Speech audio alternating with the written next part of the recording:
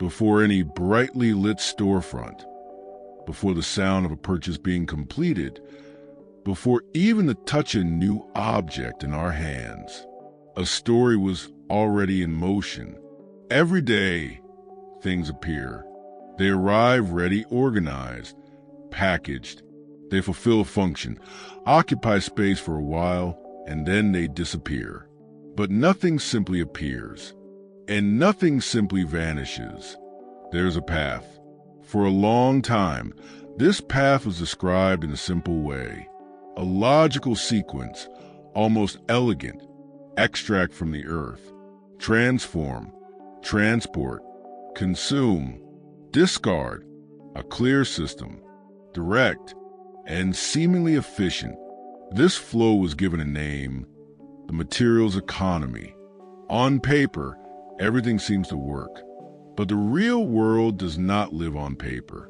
The real world has limits. And this system is a straight line cutting through a finite planet.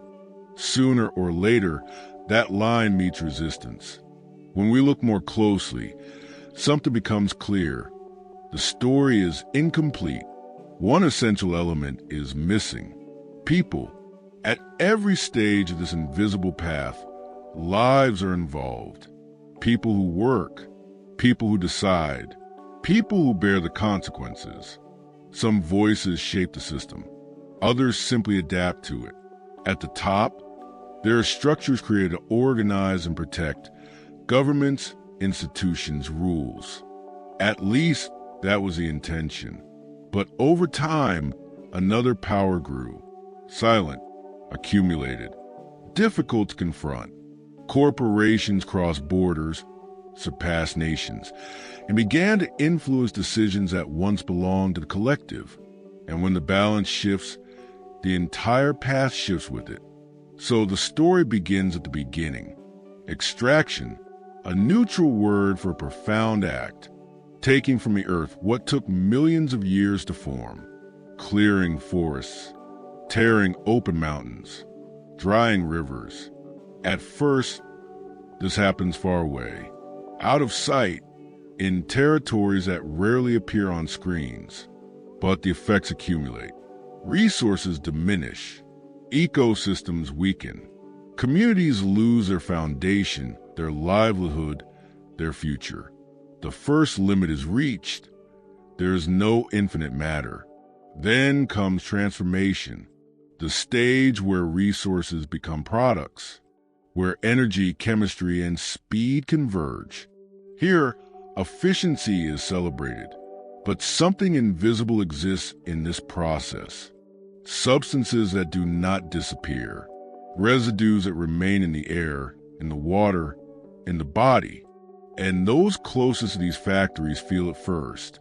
Exposed workers, affected families, marked generations, not by choice, but by lack of alternatives. When the product is ready, it travels. It crosses oceans, moves through ports, highways, distribution centers. It arrives clean, cheap, accessible. The price is small. But the real cost was scattered along the way. Then the system reaches its center, consumption. This is where everything accelerates. This is where the system keeps itself alive. Over time, something subtle happens. People stop being only citizens, workers, neighbors. They begin to be measured by how much they consume. The new gains value. The old loses space. Even if it still works, even if it still serves its purpose. Not because it failed, but because its appearance no longer keeps pace. Replacement becomes a habit, then a necessity. To sustain this, two forces come into play. Things designed to last only a short time, and things designed to feel outdated far too quickly. Design changes. Fashion turns. The feeling of being behind takes hold, and one machine never stops feeding this cycle. Advertising. It does not sell only objects. It sells comparison, dissatisfaction, the promise of belonging. until spaces fill up, homes overflow, excess becomes heavy, and everything moves to the final stage, disposal. What was once desired becomes leftover. Some things are buried, others burned, others sent far away, out of sight once again. The problem does not disappear. It only changes location. Even attempt at correction, recycling, reducing, touch only the surface. Because visible waste is just the end. Most of the waste happened before. At the origin, in the design, in the logic, this system was created to run, to spin without pause, to turn matter, time, and people into constant motion. But systems created by people are not laws of nature. They can be redesigned. When an entire path becomes visible, from beginning to end, something changes. The question stops being, how much does it cost? And becomes, who paid the price? And who became invisible in the process? Because once the full story is seen, no thing is just a thing. And perhaps all change begins this way.